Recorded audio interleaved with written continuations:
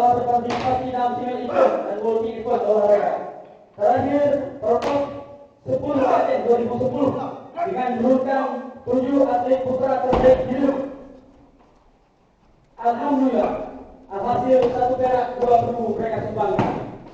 Di antaranya Alfa Briansyah dari Batalion 113, Catur Sokong dari Batalion 113, dan Maliula Sipil dari Sipil.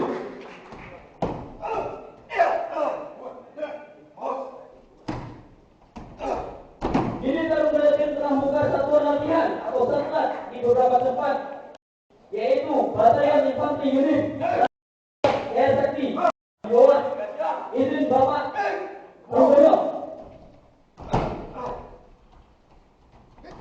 dan unit Perintah Tahun Muslim SMU Negeri 2 Dirut, dan insya Allah awal dekat akan dibuka di Man dan Darurat. Dengan berlatih dan berlatih tetap juga berprinsip dokter, jadikanlah dirimu oleh dirimu sendiri.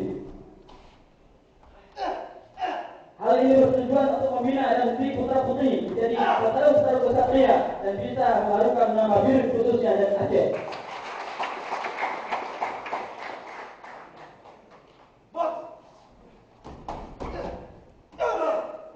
Ini merupakan aplikasi teknik gerakan yang digunakan dalam bela praktis. Sekarang kita lihatkan bentuk pergerakan dari wanita yang bisa.